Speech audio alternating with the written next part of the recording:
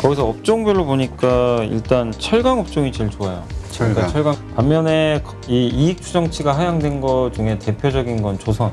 배터리 부분 흑자가 계속 이어질지 이 부분하고 그 다음에 LG 에너지 솔루션이 언제 상장할지. 그래서 왜 실적 발표 시즌에는 애널리스트 보고서를 더 열심히 봐야 돼요. 왜냐면은 이 애널리스트 추정하는 방향이 앞으로 바뀌어 버리거든요. 예, 일단 이번 주 주가도 횡보 흐름으로 갈 것으로 우리가 일단은 봐야 되겠죠. 네, 그러니까 위아래가 꽉 막혀 있다고 보시면 되겠고 지금 상승론자하고 하락론자의 의견이 다 팽팽한데 다 논리적이에요. 그래서 뭐 증시가 이제 상황이 좀 바뀌기 전까지는 지금의 구도 그대로 갈 것 같고, 그러니까 증시가 좀 못 오른다고 좀 보는 이유는 8개월 연속 지금 증시가 상승을 했거든요. 그래서 1977년에 딱 한 번 그때 이제 중동 건설붐 때 8개월 연속 오른 적이 있었는데 그때 이후로 좀 처음으로 8개월째 올랐는데 누가 봐도 장기 상승에 대한 좀 약간 부담감이 좀 많이 쌓여 있는 상황이니까 이걸 해소를 해야 된다. 이런 시각이 하나 있고 거기에 물가가 좀 올라가잖아요. 물가가 네. 꺾이질 않아요. 물가 뒤에 항상 또 긴축이라는 그림자가 있기 때문에 여기에 대한 이제 두려움도 하나 있는 것 같고 거기에 변이 바이러스가 좀 8월 되면 좀 확산이 이제 좀 줄지 않을까 이런 이제 기대감도 물론 있지만 아직까지는 변이 바이러스가 전 세계를 좀 다 강타한 상태고 여전히 그 변이 바이러스에 대한 좀 그 우려감들이 좀 아직은 좀 큰 상황이니까 여전히 좀 바이러스 쪽에 좀 대해서는 아직은 뭐 우리가 뭔가 그 확실한 좀 모멘텀을 좀 찾기는 좀 어려운 것 같습니다. 그래서 이런 것들이 좀 맞물리면서 증시가 좀 계속 좀 위가 좀 막혀 있고 그 다음에 아래쪽으로는 그 이익은 여전히 단단하거든요. 그러니까 네. 실적 추정치가 계속 올라가요. 뭐 기아도 실적 잘 나왔고 포스코가 분기에 2조를 찍어버리고 영업이익이 실적 추정치 꾸준히 올라가고 PER 12배밖에 안 되고 그래서 지금 굉장히 좀 그 실적에 대한 뭐 눈높이도 높지만 그걸 뛰어넘을 정도로 여전히 좀 좋은 모습들이 계속 나와주고 있고 그리고 유동성도 여전히 좋습니다. 개인 투자들이 지금 계속해서 주식시장으로 좀 뛰어들면서 돈을 계속 좀 풀고 있고 이런 부분들은 여전히 긍정적일 수밖에 없는 거거든요. 근데 계속 사요. 오늘도 사고 그러니까 예탁금도 들어오지만 꾸준하게 이 돈을 투입한다는 거. 이 부분도 긍정적이고 또 연준도 지금 쉽사리 돈을 뭐 이렇게 회수를 하거나 그럴 생각은 아직 없는 것 같아요. 왜냐하면 여전히 고용은 부진한 상태고 변이 바이러스라는 이 리스크가 또 나오다 보니까 뭐 여기서 쉽게 그냥 뭐 유동성을 뭐 줄이거나 그러긴 좀 어려운 것 같습니다. 예. 그래서 좀 이런 이제 두 가지 요인들 때문에 증시가 위아래로 좀 막혀 있다. 그래서 당분간은 좀 옆으로 계속 늘어지는. 그러니까 이 중에 어느 게 더 힘이 셀지는 모릅니다. 저는 개인적으로 당연히 좀 이익과 유동성의 힘을 믿고는 있는데 그래서 근데 8월까지는 계속 줄다리기 할 것 같아서 네, 그래서 좀 당분간 횡보하는 장세로 생각을 해주시면 좀 좋을 것 같습니다. 네, 알겠습니다. 그 지금 강세론하고 약세론하고 좀 상당히 크게 부딪히고 있죠. 네, 그래서 지금 방향성이 안 나온다고 보시는 게 딱 맞는 것 같아요. 이게 어느 방향으로 갈지 모르겠는데 다만 이제 우리가 그 악재 요인들 있잖아요. 네. 그러니까 뭐 이게 8개월째 올랐다는 거 이건 기술적인 부분이고 물가 이거 여전히 일시적이라는 의견이 우세하고 거기다 델타 변이 바이러스도 이게 구조적인 건 아니거든요. 그러니까 우리가 시장을 볼 때 단기적으로는 이 요인들이 이겨서 하락장이 또 나올 수도 있죠. 뭐 한두 달 이렇게 좀 빠질 수 있지만 항상 판단할 때 우리가 긴 호흡으로 볼 때 이게 도대체 상승 이유가 구조적인지 일회성인지 아니면 악재도 마찬가지예요. 근데 제가 말씀드린 이 악재 요인들은 대부분 다 이게 구조적인 문제들은 아니거든요. 어느 시점에서 다 해결될 문제예요. 그렇죠. 그죠? 예. 근데 앞서 말씀드린 이익의 증가 아니면 유동성 이거는 계속 구조적인 특히 개인들의 유동성이 뭐 작년부터 계속 이어졌는데 여전히 이어지고 있어요. 이건 구조적인 거잖아요. 끝이. 그러게요. 예. 그리고 연준도 물론 언젠간 테이퍼링을 하겠지만 테이퍼링 하는 건 다 알고 있는 얘기고 근데 그 속도를 늦출 수 있기 때문에 그리고 테이퍼링을 뭐 하게 되더라도 이미 시장은 그거를 이미 감지를 했고 과거랑 다른 점이 한 애널리스트 분도 그 얘기를 하시더라고요. 그러니까 옛날에는 이렇게 연준이 테이퍼링을 한다는 시그널이 나왔을 때 중국이 먼저 금리를 올리거나 긴축을 해버렸대요. 옛날에 그러니까 같이 따라서 긴축을 하고 막 이랬는데 지금은 되게 다른 점이 중국이 테이퍼링 얘기 나오기도 전에 상반기에 벌써 긴축을 해버렸어요. 예. 그러다 보니까 하반기에는 오히려 지금 막 금리 인하 얘기가 요새 나오거든요. 갑자기. 그렇죠. 예. 그러니까 중국이나 이런 다른 나라들이 다 대비가 돼 있는 거예요. 그러니까 같이 따라서 아 미국 올리니까 우리 금리 올리자. 이게 아니라 선제적으로 하는 거. 우리 한국은행도 사실 마찬가지입니다. 그 변이 바이러스 때문에 지금은 당장은 뭐 금리를 안 올릴 수 있다 하더라도 가을이나 겨울경에는 한번 올린다는 얘기가 있잖아요. 그러니까 그런 거 보면 다른 나라들이 꼭 미국을 따라서 금리를 뒤늦게 올리고 그런 거보다도 좀 선제적으로 대응하는 경향들이 워낙 강하기 때문에 그런 걸 본다라면은 시장에 대해서 여러분들이 좀 너무 우려하실 필요는 저는 없다라고 좀 보고 있습니다. 그러니까 한두 달 정도의 좀 답답한 구간은 좀 이겨내셔야 될 것 같아요. 그건 좀 견뎌내시되 하락 이유가 좀 일회성 이유들이 좀 많다. 구조적이지 않은. 그래서 저는 결국엔 다시 강세장 사이클로 좀 돌아서지 않을까. 어느 시점에는. 그렇게 좀 개인적으로 예측을 하고 있습니다. 네. 일단 지금 앞에 기다리고 있는 게 이번 주에도 그 FOMC 회의가 있고요. 그래서 이제 델타 변이 확산이 지금 미국도 만만치 않으니까 네. 기존의 입장이 계속 유지가 될지 혹은 좀 뭔가 시장에 친화적인 발언이 나올지 여러 가지 의견들이 있는데 어떻게 보세요? 이번에는 아마 기존 입장 그냥 반복할 것 같아요. 그러니까 지금 뭐 당장 얼마 전에 있었던 그 파웰 연준 의장이 연설에서도 청문회에서도 뭐 그 얘기를 했거든요. 그냥 확인할 때까지는 테이퍼링 지금 쉽사리 하기 어려울 것 같다. 언급을 했거든요. 그러니까 지표를 한두 달 더 확인을 할 것 같아요. 하고 나서 구체적으로 이제 거론을 할 것 같고. 그래서 이번 7월은 너무 빨라요.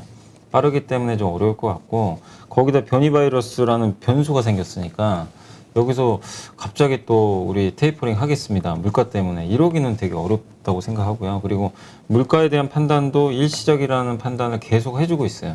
연준 입장에서는. 근데 이제 물론 이번 주 금요일 날 그 미국에서 그 PC 디플레이터라고 이게 뭐냐면 개인 소비 지출인데 개인들이 이제 개인 뭐 그 구매자들이 각각의 이제 제품들이 있잖아요. 거기에 얼마만큼의 돈을 지불하고 구매를 했느냐. 한마디로 소비자 물가 지수를 좀 대표하는 지표인데 그게 이번 주 금요일에 발표가 돼요.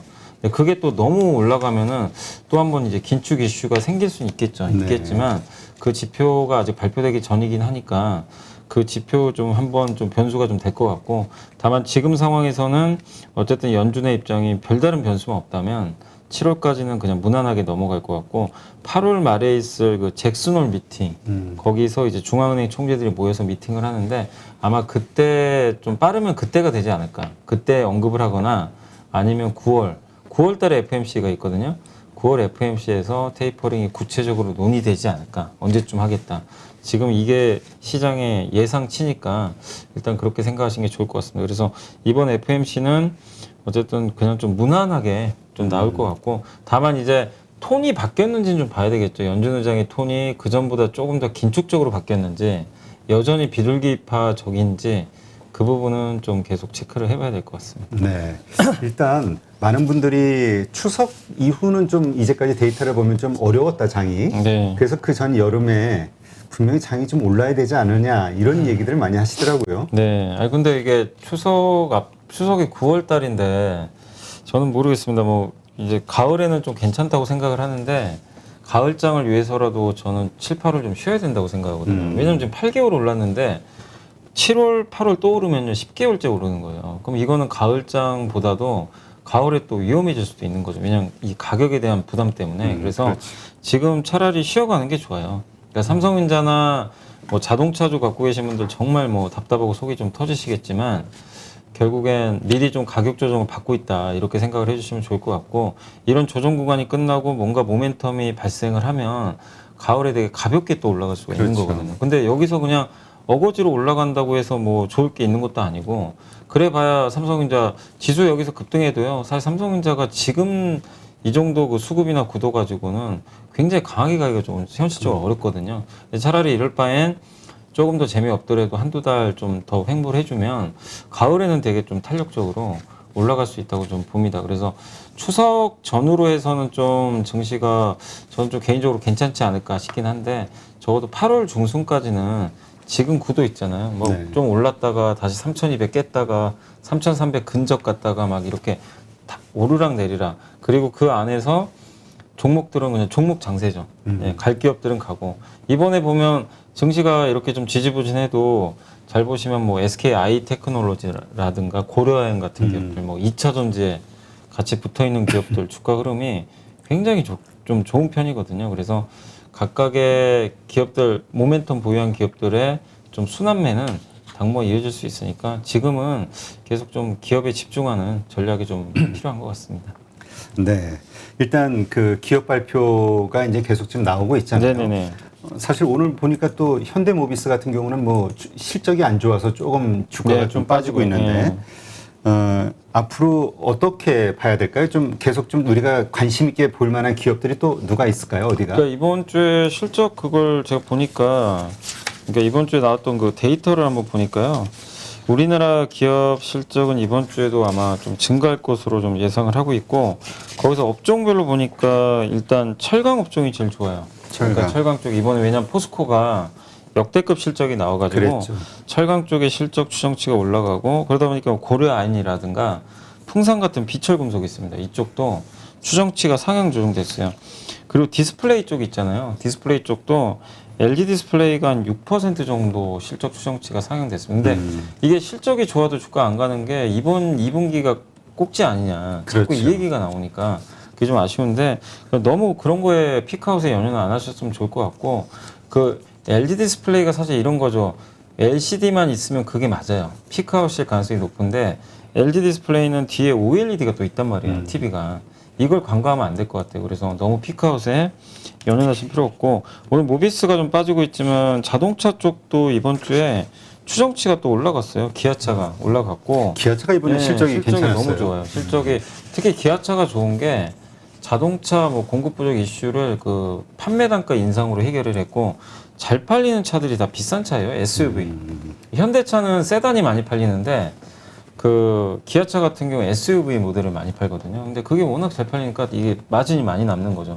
그래서 어떻게 보면 현대차보다 더 좋은 내용의 좀 실적을 발표해서 주가도 좀 최근에 견조했는데 2분기에서 끝나는 게 아니라 또 3분기에도 이어질 가능성이 높기 때문에 자동차 쪽에 대해서는 여전히 좀 우호적인 것 같고 그리고 은행업종도 지금 추정치가 올라가고 있습니다. 은행업종이 지난주에 그 KB금융 뭐 이렇게 실적 발표했는데 실적은 되게 좋은데 요새 이제 금리가 또 꺾이다 보니까 투자 매력이 떨어지는 거 아니냐 이런 얘기가 있지만 그래도 은행주들 지금 금리 어느 정도 바닥 수준인 것 같고 배당을 많이 주거든요. 그래서 실적까지 올라가고 있어서 긍정적이고 레저 산업 여전히 안 좋잖아요. 왜냐하면 우리가 여행을 못 가니까. 근데 그 안에서 강원랜드 같은 기업은 실적 추정치가 좀 상향 조정이 됐습니다. 그래서 카지노 쪽은 괜찮은 것 같고 반면에 이 이익 추정치가 하향된 것 중에 대표적인 건 조선 지난주에 그 한국 조선해양이 8천억 그 적자 공시가 나와가지고 근데 주가 오히려 올라갔어요. 사실 이제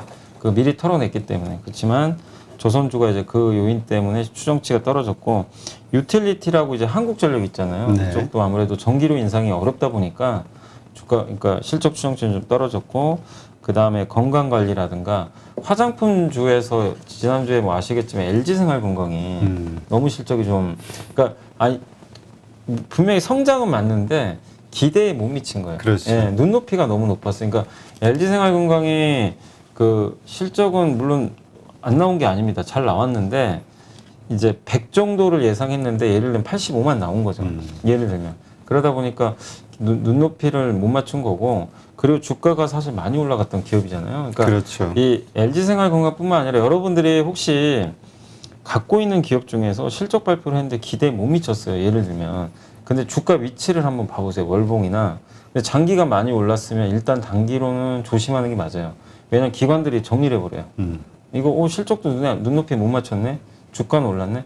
그리고 지난주에 현대건설도 그래서 한번 충격을 받은 거고. 근데 눈높이에 못 맞췄는데 주가가 안 올라간 기업들 있잖아요. 그런 기업들은 이미 선반영은 된 거예요. 그러니까 그런 기업들까지 굳이 정리할 필요는 없는데 이미 시세가 난 기업들은 위치가 높기 때문에 그런 면에서는 조금 단기적인 시각에서는 좀 리스크 관리가 좀 필요하다 이렇게 말씀드리고 싶고 그리고 이번 주에 여러 기업들의 실적 발표가 일단 예정은 돼 있는데 일단 삼성전자 이미 발표했지만 29일인가요? 그때 이제 실적 설명회가 있잖아요. 그래서 사업부별로 뭐 스마트폰, 반도체, 파운드리 우리 지금 상황이 어떻습니다. 이걸 나타내니까 잠정 실적보다는 오히려 29일 날이 더 중요할 것 같아요. 그 전망을 하거든요. 그렇죠. 반도체나 또 그 지난 주말에 되게 루머가 돌았던 게 파운드리 분사한다. 이 기사가 왜 떴더라고요. 갑자기 뜬금없이 그 얘기가 나왔어요? 근데 그 또 다른 기사 찾아보니까 삼성에서는 뭐 사실 무근이다 뭐 이런 식으로 기사 나왔던데 사실 파운드리 분사설은 옛날에도 나왔었어요. 몇 년 전에도.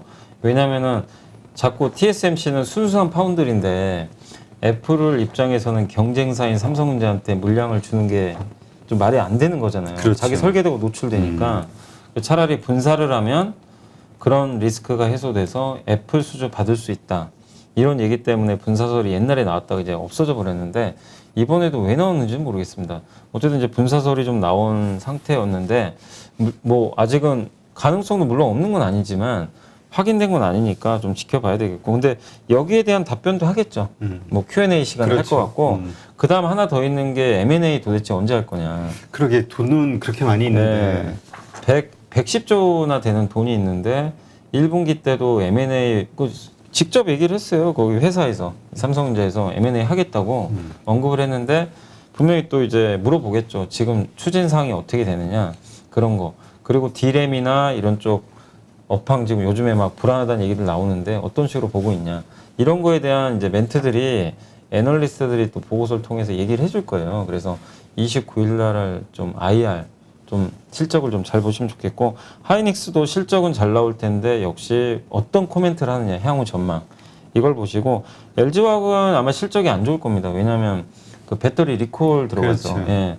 그래서 중국의 그 ESS 배터리 리콜이 있어가지고 한 4천억 정도 그게 좀 잡힌다고 하더라고요. 그래서 그 어떤 실적에 대해서는 기대는 하지 마시고 다만 배터리 부분 흑자가 계속 이어질지 이 부분하고 그 다음에 LG 에너지 솔루션이 언제 상장할지 이 두 가지에 포커스를 맞추고 보시는 게 좋을 것 같고 테슬라는 일단 좀 발표를 해봐야 될 것 같은데 그 한국 투자자분들이 테슬라 실적 발표에서 그게 일론 머스크가 얘기를 해줄지는 제가 모르겠어요. 근데 혹시 그 얘기가 나오는지 한번 좀 지켜보는 게 좋을 게 어차피 잘 팔렸을 거예요. 그렇죠. 예, 근데 이번에 그 테슬라가 건식 전극 공정 그 관련 기업인 맥스웰이란 기업이 2년 전에 인수했었어요.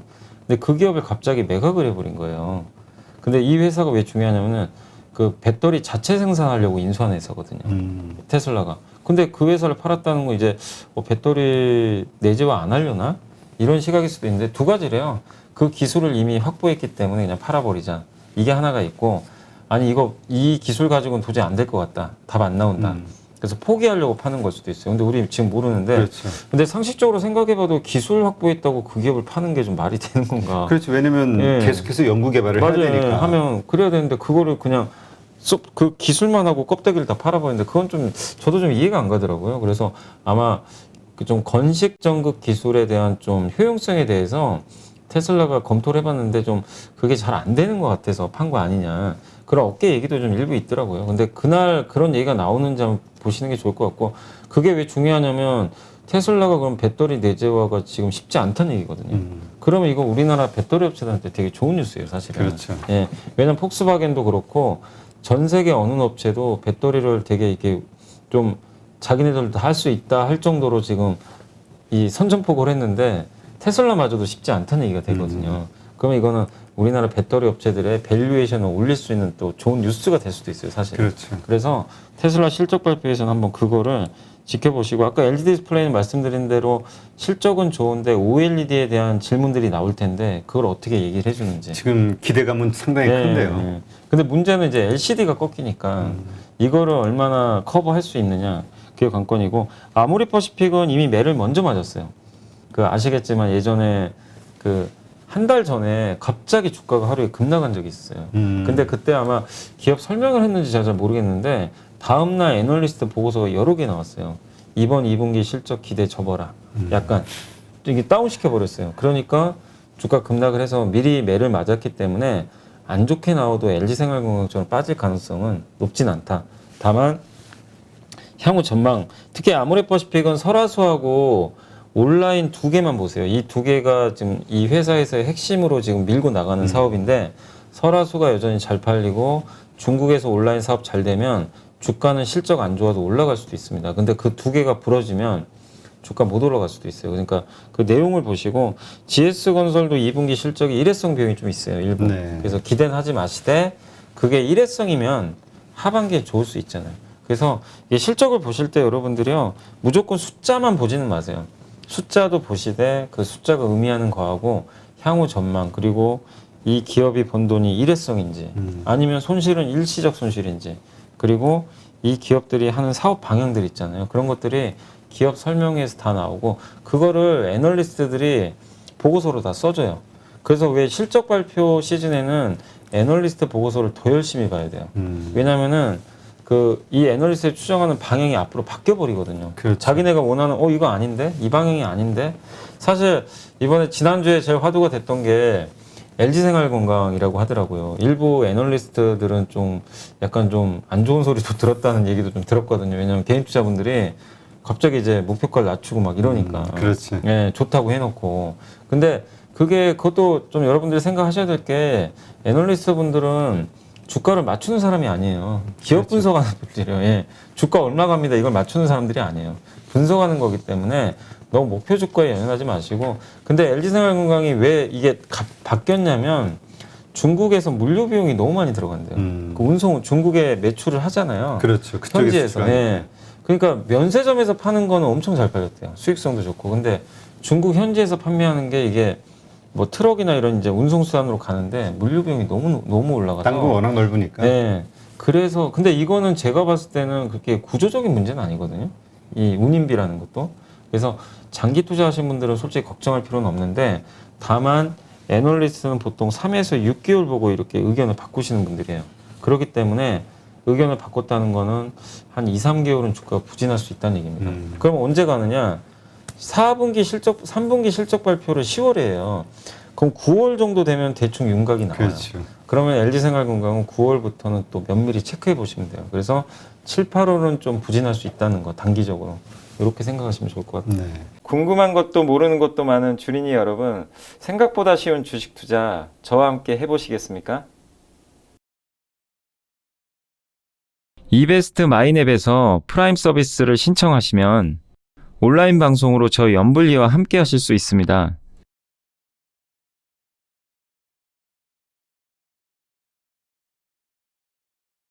프라임 서비스를 신청하시려면 이베스트 마이앱 어플 설치 후 다이렉트 계좌 개설 메뉴에서 계좌 개설을 진행해 주세요. 다이렉트 지점 선택은 필수입니다.